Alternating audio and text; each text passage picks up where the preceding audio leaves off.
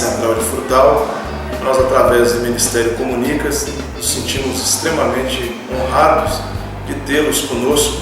Queremos que essa mensagem que você irá acompanhar possa edificá-lo profundamente. Que Deus te abençoe ricamente, em nome de Jesus. Quero também agradecer a todos vocês que nos visitam nessa noite. Para nós aqui da Igreja Presbiteriana Central de Frutal, é um prazer recebê-los e sinta bem aqui no nosso meio. Também queremos estender a vocês que nos visitam o nosso convite de participar de outros encontros que nós temos aqui durante a semana. Nós temos encontros nos lares, nós chamamos de encontros de células, que acontecem em casas específicas. Com certeza você na entrada deve ter recebido um boletim, e dentro desse boletim tem os endereços dessas casas onde nós nos reunimos semanalmente.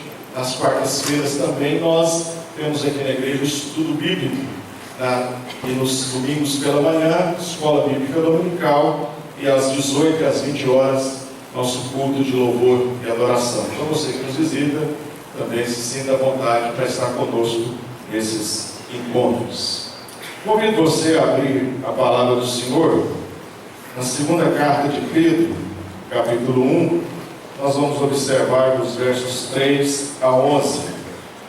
Segundo da carta de Pedro, capítulo 1, dos versos 3 ao verso 11. Está quase no finzinho da Bíblia, ali, segunda carta de Pedro. Segunda carta de Pedro, capítulo 1, dos versos 3 ao verso de número 11. Diz assim a palavra de Deus: visto como pelo seu divino poder nos têm sido doadas todas as coisas que conduzem à vida e à piedade, pelo conhecimento completo daquele que nos chamou para a sua própria glória e virtude, pelas quais nos têm sido doadas as suas preciosas e muito grandes promessas, para que por elas vos torneis co-participantes da natureza divina, livrando-vos da corrupção das paixões que há no mundo. Por isso mesmo, vós, reunindo toda a vossa diligência, associai com a vossa fé a virtude, com a virtude o conhecimento, com o conhecimento o domínio próprio, com o domínio próprio a perseverança, com a perseverança a piedade, com a piedade a fraternidade, com a fraternidade o amor. Porque estas coisas, existindo em vós e em vós aumentando, fazem com que não sejais nem inativos, nem infrutuosos no pleno conhecimento de nosso Senhor Jesus Cristo. Pois aquele a quem estas coisas não estão presentes é cego, vendo o sol que está perto, esquecido da purificação dos seus pecados de outrora. Por isso, irmãos, procurai com diligência cada vez maior confirmar a vossa vocação e eleição, porquanto, procedendo assim, não tropeçareis em tempo algum, pois desta maneira é que vos será amplamente suprida a entrada no reino eterno de nosso Senhor e Salvador Jesus Cristo. Pai bendito, mais uma vez nós buscamos, Senhor, em oração, para pedir ao Teu Santo Espírito que venha iluminar a nossa mente, o nosso coração, para entendermos a Tua Santa Palavra. Fala conosco, ó Deus, fala com cada um de nós aqui, através das Santas Escrituras. Nós oramos assim, em nome de Jesus. Amém. A competição que se chama maratona, com certeza é uma das competições mais duras e mais extenuantes, cansativas que os seres humanos podem passar. Normalmente uma maratona tem em torno de 42 a 46 quilômetros. E nos Estados Unidos, na cidade de Boston, tem uma famosa maratona que ocorre em toda a primavera. Inclusive, há uns anos atrás, essa mesma maratona foi alvo de um dos atentados ali, matando algumas pessoas. Na primavera de 1980, uma corredora chamada Rose Ruiz, ganhou a maratona de Boston. Foi a primeira vez na história que uma mulher cruza a linha de chegada na história de toda a maratona da cidade de Boston. Todas as pessoas olhando aquela mulher a aplaudiram, a colocaram ali num pódio, colocaram na sua cabeça uma coroa de louros, houve muitas fotos, houve muitas congratulações, e essa mulher, por alguns instantes, ficou em extrema evidência naquela corrida. Passado alguns instantes de quando ela estava no pódio, recebendo ali a premiação, recebendo os parabéns por ter vencido a maratona, uma pessoa observou no físico da Rose que ela tinha a pele flácida e possuía várias estrias. E aquilo ali chamou a atenção, porque se os irmãos já observaram, o corredor de maratona, aqueles que vencem, normalmente são extremamente magros, não possuem quase nada de gordura no corpo. E aquilo começou a intrigar as pessoas, como uma mulher que ninguém nunca viu, uma mulher que não tem histórico de maratonista, ganha uma das maiores provas de maratona do globo terrestre. E aí foram investigar e descobriram que nos 42 quilômetros daquela prova, aquela mulher tinha entrado nos últimos 1.600 metros para chegar até a linha de chegada. Ou seja, quando todos os corredores estavam ali desapercebidos, faltando 1.600 metros para o fim da corrida, a Rose Ruiz entra e chega ao final da prova. Todo mundo olhou para aquele caso e achou extremamente estranho. O mais estranho é que essa mulher jurava que ela tinha completado todos os 42 quilômetros de prova. Um jornalista americano ficou extremamente interessado por esse caso e foi atrás. E ela foi diagnosticada, foi observada como uma mulher que sofria de uma sociopatia. Ela afirmava com veemência e com muita, entre aspas, verdade e naturalidade, que sim, ela tinha vencido a maratona de Boston. Mas, amados, o desempenho atlético, ele com certeza não pode ser fraudado. E aquela mulher se entregou através do seu próprio porte físico. Uma pessoa com aquelas características, com aquele biotipo, jamais teria condições de chegar em primeiro lugar numa maratona tão difícil e tão concorrida como a maratona de Boston. Nessa carta em que nós lemos, nós estamos aqui num segundo momento da vida do apóstolo Pedro. O apóstolo Pedro, ao escrever a sua primeira carta, ele escreve aos crentes dispersos por causa de uma grande perseguição que tinha ocorrido em Jerusalém. Depois da morte de Estevão, veio sobre os cristãos em Jerusalém uma forte e dura perseguição, e muitos desses cristãos judeus esparramaram pela terra, principalmente na região ali da Ásia Menor. Então, quando o apóstolo Pedro escreve a sua primeira carta, ele está escrevendo, levando ânimo para esses irmãos que se dispersaram por causa da grande perseguição ocorrida em Jerusalém. Já na segunda carta, o apóstolo Pedro, por tudo que indica as narrativas e aquilo que dizem os comentaristas bíblicos, o apóstolo Pedro provavelmente estava preso em Roma, nessa segunda carta. Preso em Roma e condenado à morte pelo imperador Nero. E ele novamente vai escrever uma carta para esses crentes dispersos que estavam especificamente agora na região da Ásia Menor, ali em Éfeso, Esmirna, Pérgamo, Filadélfia, aquelas igrejas que ficavam ali na região da Ásia Menor. E ele vai escrever agora alertando a esses crentes sobre os perigos de uma vida sem santidade. No primeiro momento ele escreve a carta para trazer agora, no segundo momento, ele escreve a carta, essa segunda carta, para alertar aqueles crentes dispersos do perigo da contaminação do mundo, do perigo de viver uma vida cristã sem santidade.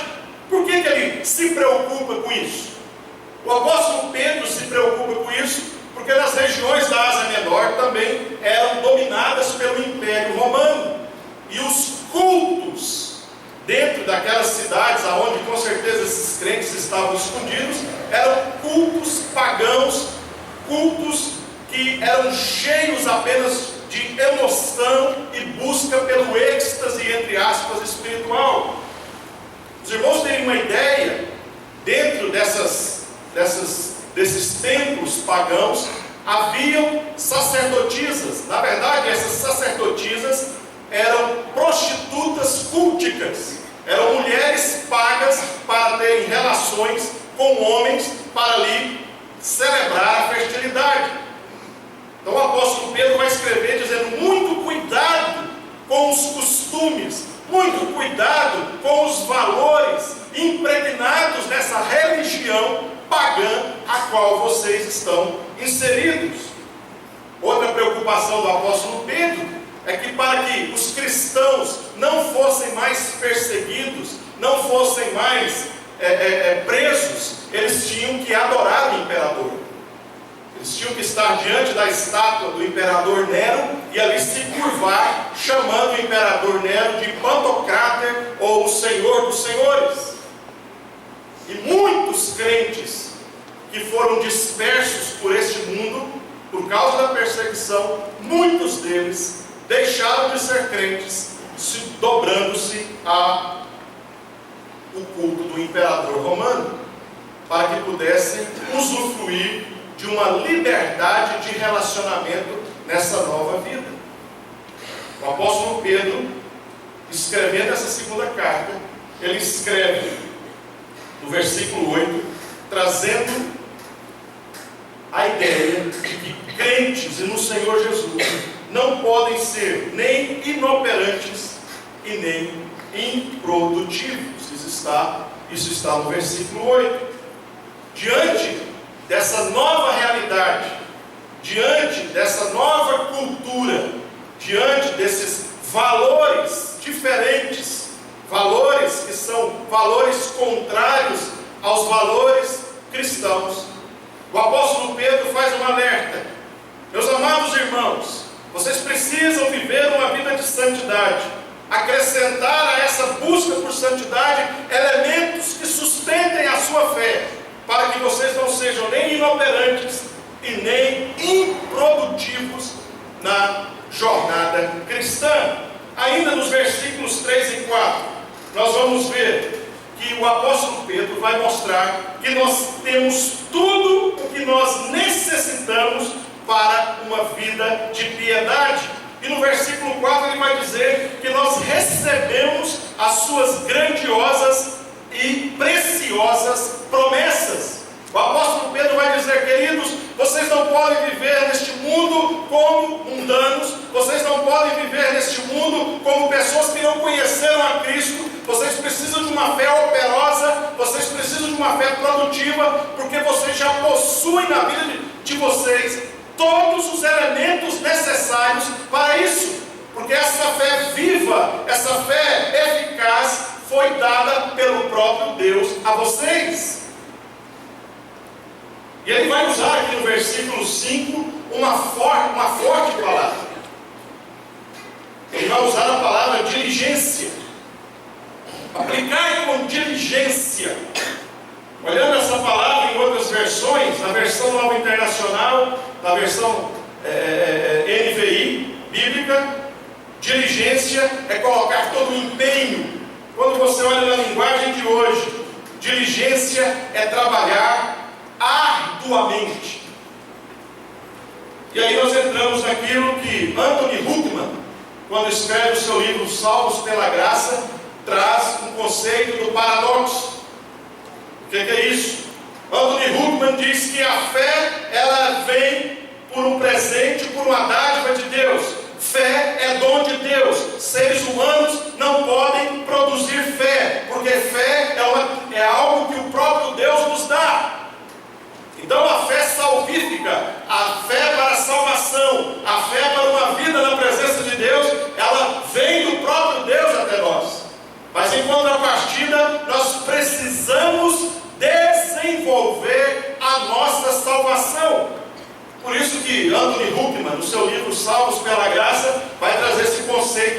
ortodoxo. Deus nos dá a salvação mediante a fé em Cristo Jesus, mas nós precisamos desenvolver a nossa salvação.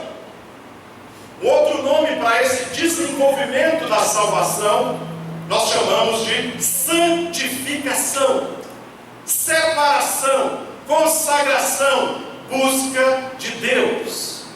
Então, meus amados irmãos, nessa mensagem eu quero trabalhar com vocês elementos que nos ajudam no crescimento da nossa salvação.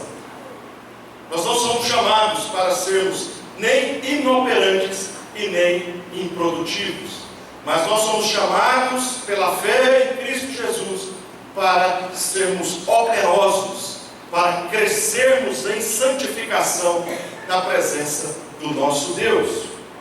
E ele vai dizer aqui: a fé que vocês receberam, a fé que um dia o Espírito Santo plantou na vida de vocês, vocês precisam acrescentar a essa fé que vem de Deus virtude.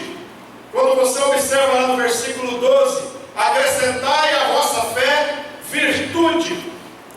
E eu fui atrás do entendimento dessa palavra. Nós temos vários conceitos de virtude, mas nesse contexto aqui da segunda carta do apóstolo Pedro, a palavra virtude está diretamente ligada com a questão do testemunho. Recebereis virtude ao descer sobre vós o Espírito Santo de Deus, e sereis minhas testemunhas, diz a palavra de Deus. O apóstolo Pedro diz: vocês, crentes em Jesus, dispersos nesse mundo caído, precisam acrescentar de forma diligente, de forma eficaz, de forma trabalhosa, de forma árdua, um testemunho de vida que realmente reflita Cristo Jesus na vida de vocês. Por isso mesmo, o verso 5 diz: reunindo toda a vossa diligência, associai, acrescentai, colocai a vossa fé a virtude, testemunho. Muitos de nós, olhando para esse texto, podem dizer: mas o poder então é o testemunho. Muitos crentes pensam que poder é manifestar milagres, é manifestar prodígios, poder é manifestar coisas miraculosas. Mas o que a palavra de Deus nos mostra através da carta de Pedro, que essa virtude, esse poder, emana de testemunhos profundos e verdadeiros de pessoas que foram alcançadas pela cruz do Calvário. O verdadeiro testemunho é o poder de Deus revelado a este mundo caído. O apóstolo Pedro, como um pastor preocupado, diz: queridos, vocês estão espalhados num contexto altamente pagão, onde para terem alguns benefícios precisam se dobrar a uma estátua de um imperador. Mas eu quero dizer para vocês, diante daquilo que eu recebi, quando ele escreve lá a sua primeira carta, diante daquilo que eu também vi com os meus olhos, precisamos testemunhar com poder aquilo que Cristo Jesus fez por nós. É interessante que a palavra testemunhar, sermos testemunhas fiéis, está diretamente ligada à palavra hamartia, ou mártires, aqueles que sofrem por causa de uma convicção. Meus amados, nós estamos inseridos no mundo caído, nós estamos inseridos no mundo de trevas, de valores distorcidos. E nessa noite o apóstolo Pedro, através das Escrituras, através da ação do Espírito Santo de Deus, vem dizer para nós que diante desse mundo de trevas, eu e você precisamos acrescentar à nossa fé essa virtude, esse testemunho eficaz de que Cristo Jesus habita em nós, de que nós nascemos de novo e que nós somos nova criatura. 1 Pedro capítulo 2, no versículo 12 diz, 1 Pedro 2,12 diz: vivam entre os incrédulos de maneira exemplar, para que mesmo que eles os acusem de praticar boas obras que vocês praticam e glorificam a Deus no dia de sua intervenção. Mesmo apóstolo, na primeira carta, diz aos irmãos espalhados pela Ásia Menor: vivam entre os incrédulos de uma maneira exemplar. Vocês estão numa região que ninguém conhece vocês. Vocês estão em cidades que pessoas nunca ouviram falar de vocês. E é nesse local, neste momento, onde as pessoas não conhecem vocês, é que vocês precisam viver de uma maneira exemplar. Charles Spurgeon fala algo muito interessante sobre caráter. Caráter é aquilo que eu sou quando eu estou no escuro. Vida com Deus é uma vida que manifesta testemunho verdadeiro, não num ambiente gostoso como esse, mas num ambiente onde ninguém me conhece. É lá que o meu testemunho vai ser virtude, é lá que o meu testemunho vai ser poder de Deus. Mas ele vai mais além. O apóstolo Pedro diz que devemos acrescentar à nossa fé virtude de uma forma diligente. Nós temos que colocar empenho nisso. E ele diz que nós precisamos acrescentar à virtude conhecimento. Versículo 5 fala sobre isso. Acrescentai a vossa fé a virtude, com a virtude o conhecimento. Uma das marcas do culto ao imperador, ou uma das marcas dos cultos pagãos, era a gnose. Não sei quantos aqui já ouviram falar essa palavra, gnose. A busca pelo conhecimento. Andando por Frutal, eu vi um cartaz: gnose, a busca pelo conhecimento. Gnose nada mais é de que uma expressão pagã de que a salvação ela vem de dentro da própria pessoa, através do seu autoconhecimento, através desse momento que você olha para dentro de você mesmo e se descobre. Aí você vai ser salvo das suas aflições. Uma das marcas do culto pagão é a gnose. Buscar autoconhecimento dentro de mim mesmo. Mas o apóstolo Pedro diz: não se encantem com isso. Não deem crédito a esse conhecimento mundano. Ele vem, ele realmente é interessante, ele chama a atenção. Esse conhecimento humano, ele através dos seus entrelaços de teorias e conceitos, parece que vai apontar realmente por respostas ao nosso coração.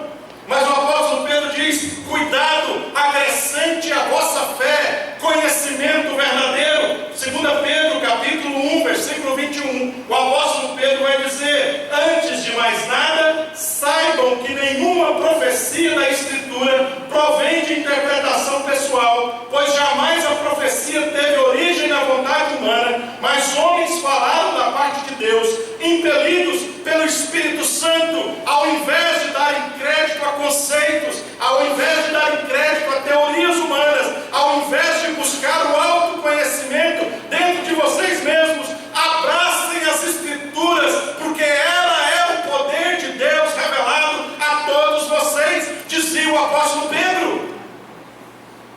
Não se encantem com tantas teorias, não se encantem com tantas, entre aspas, possibilidades conceituais. Meus amados, o que nós temos nas mãos é a palavra revelada do próprio Deus. O que nós temos nas mãos é a ação de Deus de vir até nós, dentro da nossa capacidade de racionalidade, para trazer as Escrituras que Ele mesmo inspirou através do seu Santo Espírito, para nos mostrar o caminho seguro a seguir. Se você é um curioso das Escrituras, você já percebeu que as Escrituras possuem informações, direções para as mais variadas partes da nossa vida. As Escrituras falam sobre finanças, as Escrituras falam sobre casamento, as Escrituras falam sobre criação de filhos, as Escrituras falam sobre ética, as sobre tudo ou tudo acerca daquilo que realmente nós precisamos. Às vezes nós nos encantamos com as teorias, com os conceitos. É muito bonito buscar o autoconhecimento. É muito gostoso abrir livros de autoajuda e pensar que nós estamos podendo mesmo ser alguma coisa. Mas o apóstolo Pedro diz: acrescente à vossa fé o verdadeiro conhecimento. E o conhecimento, ele só emana, ele só provém das Escrituras Sagradas. Como é que está o nosso nível de conhecimento bíblico nos dias atuais? Certa feita em Anápolis, encontrei um colega pastor na escada, no mesmo prédio onde nós morávamos, e nós conversamos um pouco, nos apresentamos, e ele se apresentou como ministro da Igreja Assembleia de Deus. Eu me apresentei como um ministro da Igreja Presbiteriana do Brasil. E ele falou: pastor, enquanto nós, assembleianos, estamos de barquinho na superfície, vocês, presbiterianos, estão de submarino nas Escrituras. Eu baixei a cabeça e disse para o colega: meu querido, quão bom seria se isso fosse verdade. Nós, como presbiterianos, nós ficamos só com a fama. Aqueles presbiterianos da década de 50, 60, eles são quase que raros nos dias de hoje.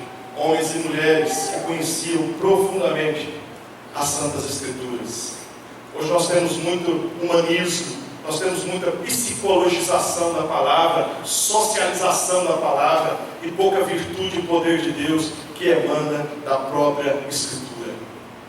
O apóstolo Pedro diz que para sermos santos no mundo pecaminoso, nós precisamos de conhecimento que vem da palavra de Deus.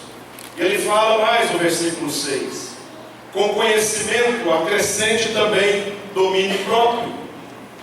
O apóstolo Pedro, preocupado com aqueles crentes dispersos, em uma cultura onde a religiosidade era uma religiosidade sensual, ele coloca a questão do domínio próprio.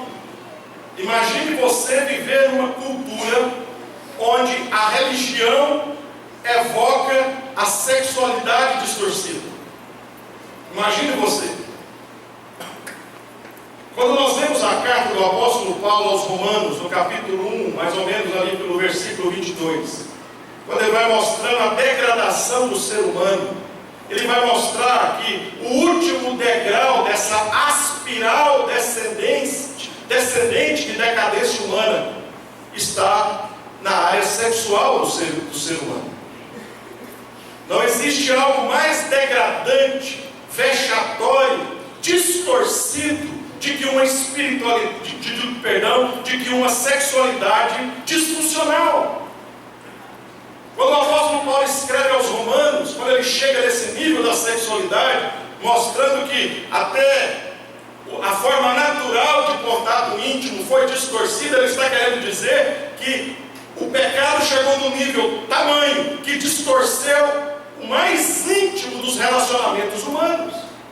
Por isso que o apóstolo Pedro está escrevendo, dizendo: acrescente a esse conhecimento que vocês possuem das Escrituras Sagradas domínio próprio. Vocês estão numa cultura altamente sexualizada, onde o sexo é praticado na religião, um sexo licencioso. Cuidado! Mantenham-se puros, se afastem dessa licenciosidade, dessa sexualidade distorcida, de valores distorcidos.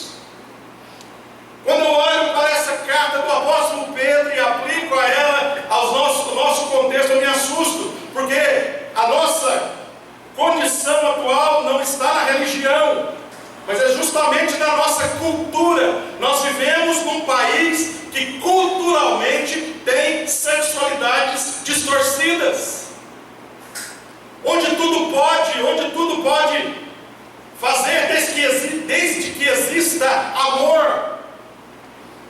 Como é que nós podemos falar de verdadeiro amor em algo totalmente distorcido? O O apóstolo Pedro diz: cuidado, acrescente conhecimento, domínio próprio, se controlem, vocês não são como animais no cio, vocês são seres humanos dotados de capacidade de se conterem diante das maiores paixões carnais. Como? Ele vai usar lá em 1 Pedro capítulo 4, versos 1 e 2. Ele vai dizer: portanto, uma vez que Cristo sofreu corporalmente, armem-se do mesmo pensamento, pois aquele que sofreu em seu corpo rompeu com o pecado, para que no tempo que lhe resta não viva mais para satisfazer os maus desejos humanos, mas sim para fazer a vontade de Deus. Eu não consigo. É claro que você consegue, diz Pedro. Se o próprio Jesus que era homem como eu e você, sofreu altas dores no corpo e não renunciou à vontade de Deus, quanto mais aos prazeres da carne. Ele diz: domínio próprio, uma cultura com sexualidade distorcida, onde tudo evoca a sensualidade. Nós precisamos ter domínio próprio. Nós, como povo de Deus, precisamos, na nossa forma de vestir, na nossa forma de falar, na nossa forma de expressar, observar bem essa ordenança ou essa direção da palavra de Deus. É muito sério, amados, no nosso país, um país como o nosso, que vive tudo em torno da sensualidade. Eu creio que nós, povo de Deus, nós não podemos viver dessa maneira. Nós estamos inseridos no mundo, mas nós não somos desse mundo.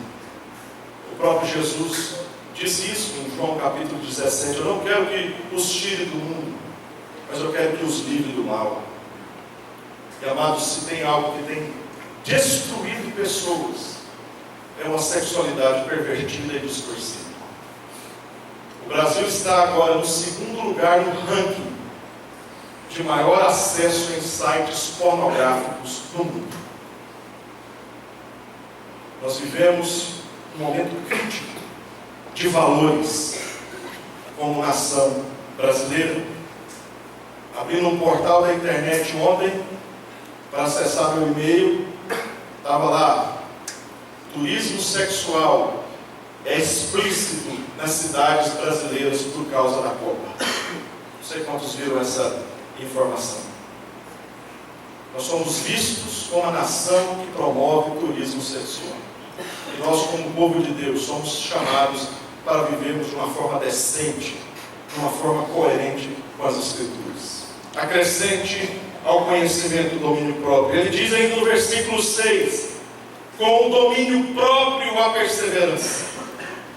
Perseverar diante dos convites, das insinuações, das, entre aspas, possibilidades. Vale a pena lembrar que nós estamos diante de pessoas que estão em cidades onde as pessoas não os conheciam.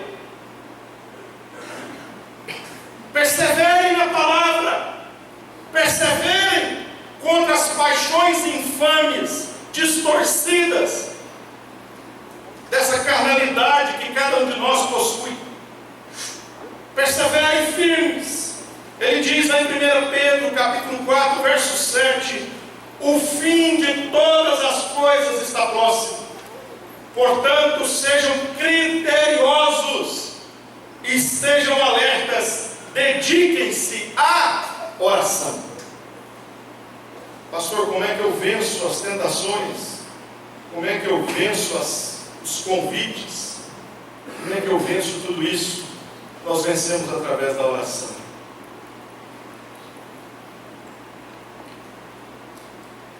Orai para que não entreis em tentação. Nós estamos diante de um pastor preocupado com o seu rebanho, disperso por cidades que talvez ele mesmo não conhecia. Persevere em oração. Busque o Senhor em oração. eu estou aqui entre algemas, com a minha sentença de morte publicada, serei morto pelo cepo de Nero. Perseverem em oração comigo, fiquem firmes no Senhor. No versículo 6 ele diz: acrescentai a perseverança à piedade. Uma perseverança que é baseada apenas no meu próprio esforço, ela vai produzir muito pouco na minha vida espiritual. Sacrifícios que vão apenas mostrar a minha capacidade de aguentar dor, não vai produzir muita coisa na minha espiritualidade. Por isso que o apóstolo Pedro vai dizer: dedique-se com perseverança e acrescente a sua perseverança piedade. Piedade é depender de Deus. Eu dependo de Deus para orar. Eu dependo da intercessão do Espírito para a leitura da palavra. Eu dependo dele no meu dia. Eu dependo dele nas minhas ações. Senhor, sem ti eu nada sou. Uma vida piedosa é uma vida que entende a sua pobreza espiritual. Bem-aventurados os pobres de espírito, diz o Senhor Jesus. Bem-aventurados aqueles que reconhecem a sua pequenez diante desse Deus, que se esvazia do seu orgulho, que tira essa carapaça da altivez e se derrama na presença de Deus. Uma vida piedosa, uma vida que se dedica a buscar o Senhor. Por isso ele vai dizer lá em 1 Pedro capítulo 5, verso 6: portanto, humilhem-se debaixo da poderosa mão de Deus, para que Ele os exalte no tempo devido. Acrescente piedade à vida de vocês. Desenvolva a salvação de vocês através de uma vida piedosa, de uma vida que depende totalmente de Deus, não das suas próprias forças, não das suas próprias capacidades. O Senhor nos tem dotado de força, o Senhor nos tem dotado de capacidade, mas a própria palavra de Deus diz: não se estribe no vosso próprio entendimento, mas coloque a sua confiança no Senhor. E por último ele vai dizer, para vivermos uma vida de santidade em um mundo caído, amor fraternal. Vida piedosa sem expressão de amor fraternal, ela é totalmente vazia. É aquele quadro que nós vemos lá no Evangelho de Lucas, capítulo 24, no caminho de Emaús. Jesus encontra Cleopas e o outro discípulo, e eles caminham até chegar na cidadezinha de Emaús. Jesus faz menção que vai continuar, mas é convidado a entrar na casa deles. Quando Jesus parte o pão, os olhos daqueles homens se abrem para reconhecer quem era Jesus. Piedade precisa ser expressa também em amor fraternal. Com a piedade, versículo 7, a fraternidade, e com a fraternidade esse amor que foi ensinado pelo próprio Jesus aqui, quando esteve conosco. Um amor verdadeiro, um amor de irmão que não espera nada em troca. Quantos relacionamentos, mesmo entre o povo de Deus, são relacionamentos disfuncionais, relacionamentos que esperam sempre alguma coisa em troca. Eu vou fazer isso, vou fazer aquilo, vou me relacionar com essa pessoa para que ela possa me ajudar nisso ou naquilo outro. Eu vou me aproximar dele porque ele tem um cargo público interessante, ele pode abrir algumas portas para mim. Não, eu vou fazer amizade com essa pessoa porque essa pessoa tem um conhecimento assim, assim, assim, e ela pode me levar a uma situação melhor de vida. Amor fraternal é um amor desprovido de qualquer interesse. O apóstolo Pedro, escrevendo a esses irmãos dispersos, sabia que muitos perderam seus bens, suas casas, perderam o básico de existência. Muitos viraram mendigos, literalmente. O apóstolo Pedro diz: abram as suas casas para esses irmãos, recebam na casa de vocês esses que perderam tudo por causa do amor a Cristo Jesus. Compartilhem o que vocês têm, mesmo que seja pouco. O pouco na presença de Deus se torna muito. Dedique-se ao amor fraternal. Na primeira carta de Pedro, no capítulo 4, verso 10, diz: cada um exerça o dom que recebeu para servir os outros, administrando fielmente a graça de Deus em suas múltiplas formas. O Senhor nos dotou de dons espirituais. Todo aquele que cantou essa música, eu nasci de novo, e verdadeiramente nasceu de novo, recebeu nem que seja um dom espiritual. E esse dom espiritual é para servir o seu irmão através desse amor fraternal. Uns possuem capacidade de receber em casa, outros possuem capacidade de doar bens financeiros, outros têm a capacidade de administrar, outros têm a capacidade de orar, outros têm capacidade de dar uma palavra de conforto, outros têm capacidade espiritual de visitação, e assim todo o povo de Deus é suprido nas suas necessidades, quando entende que é todos que participam desse compartilhamento desse amor. Não algo institucionalizado, não algo mecânico, não algo profissional, mas algo que brota de corações que foram encontrados pelo amor de Cristo. Vidas transformadas transformam vidas. Por isso, dediquem-se à fé, manifestando a fé de vocês através do amor fraternal. Essa corredora, a Rose Ruiz, que mentiu na maratona de Boston, ela desejou cruzar a linha de chegada usando estratégias que aparentemente podem ser até inteligentes. Ela queria ser bem sucedida, ela queria receber as congratulações, o crédito, mesmo não merecendo. Ela queria ser reconhecida, mesmo correndo apenas 1.600 metros dos 42 quilômetros. A Rose queria receber os aplausos.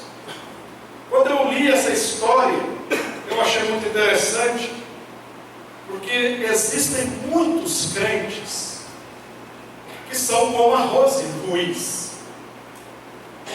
crentes que não querem correr toda a maratona da vida cristã,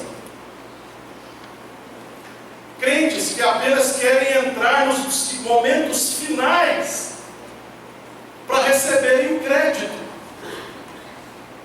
Muitos que participam da igreja e vêm para um culto como esse, às vezes com um sorriso nos lábios, cantando cânticos de uma forma efusiva, mas que não conseguem viver uma vida de culto a Deus de segunda a sábado. Pessoas que buscam atalhos para ver se vão chegar até o fim da corrida. A Rose foi considerada uma sociopata, porque ela jurava de pé junto que tinha chegado até o final da corrida e participado de toda a prova. Amados, naquele último e grandioso dia, nós estaremos face a face com Jesus. E a palavra de Deus diz que Ele vai separar ovelhas de bodes. E Ele vai dizer para aqueles que são as suas ovelhas: entrai no gozo do teu Senhor. E para os bodes Ele vai dizer: apartai-vos para o fogo eterno. E muitos vão dizer: mas Senhor, eu preguei a Tua palavra, Senhor, eu fiz boas ações, Senhor, eu fiz milagres no Teu nome, Senhor, eu curei pessoas, eu expulsei demônios. E o Senhor Jesus vai dizer: eu não vos conheço, apartai-vos para o fogo eterno. Pessoas assim são religiopatas. Religiopatas. Doentes pela religião. Pensando que entrar faltando os 1.600 metros vai alcançar a coroa da salvação. Meus amados irmãos, a palavra do Senhor nessa noite foi aberta para nos admoestar pela forma pela qual temos vivido a nossa vida cristã. Acrescentai a vossa fé, acrescentai a vossa salvação.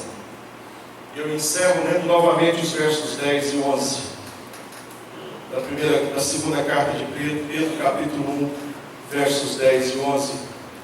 Por isso, irmãos, procurai com diligência cada vez maior confirmar a vossa vocação. Mais uma vez a palavra diligência, mais uma vez envolvendo o meu esforço, mais uma vez envolvendo as minhas faculdades no crescimento da minha salvação. Confirmar a vossa vocação e eleição, porquanto procedendo assim, não tropeçareis em tempo algum, seja tempo de perseguição, seja tempo de bonança. Pois desta maneira é que vos será amplamente suprida a entrada no reino eterno de nosso Senhor e Salvador Jesus Cristo. Nós, como presbiterianos, nós temos uma doutrina da perseverança dos santos. E muitos entendem essa doutrina de uma forma equivocada, dizendo que uma vez salvo, salvo para sempre. Eu creio que uma vez salvo em Cristo Jesus, nós somos salvos para a eternidade. Mas não uma salvação que não exija um comprometimento com a corrida. Da mesma forma como a Rose foi descoberta no seu despreparo físico, muitos no último dia serão descobertos pelo seu despreparo espiritual. Muitos. Não nos enganemos, meus irmãos. De Deus não se zomba. Ele conhece a cada um de nós. Corramos e prossigamos em viver a carreira cristã. Coloquemos diligência, vontade de crescermos em Deus. Busque o Senhor em oração. Cresça no conhecimento da palavra. Seja um crente verdadeiro. Seja uma crente verdadeira, que transmite valores verdadeiros. Seja coerente no seu falar. Seja prudente no seu vestir. Seja prudente no seu relacionar com esse mundo. Não perca as oportunidades de manifestar a Cristo nessa semana. Frutal precisa conhecer gente crente, gente que foi comprada e remida pelo sangue do Cordeiro. Que Deus nos abençoe nessa jornada. Que o Senhor nos fortaleça. Que o Senhor estenda o rosto dele sobre nós, para que tenhamos essa paz que excede todo entendimento. Vamos ficar de pé. Gostaria de chamar a equipe de música. Nós vamos cantar novamente esse cântico, Eu Nasci de Novo. Gostaria que você cantasse esse cântico como uma oração de comprometimento. Quais são os seus valores, meu amado irmão, minha amada irmã, meu querido jovem, minha querida moça? Tem vivido nesse mundo disperso de que maneira? Feche os seus olhos, você que conhece esse cântico. Você que não conhece, você pode acompanhar a letra, mas faça dele a sua oração nesse término de culto.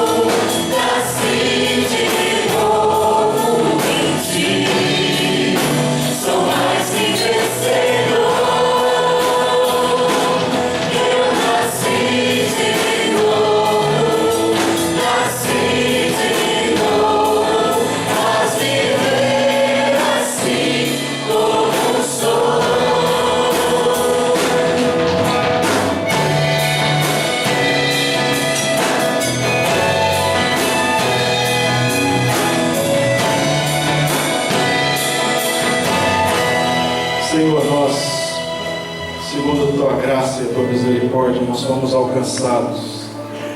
Muitos de nós aqui foram alcançados pelo Senhor. E o Senhor veio em nossos corações e derramou fé. Uma fé verdadeira, uma fé viva, uma fé eficaz. Mas o Senhor nos convida nessa noite a trabalharmos a nossa salvação, a trabalharmos esse presente que o Senhor nos deu. Senhor, eu não quero, nem meus irmãos aqui com certeza querem ser encontrados inoperantes e infrutíferos. Nós queremos o Senhor, Deus. Nós reconhecemos que estamos longe de Ti.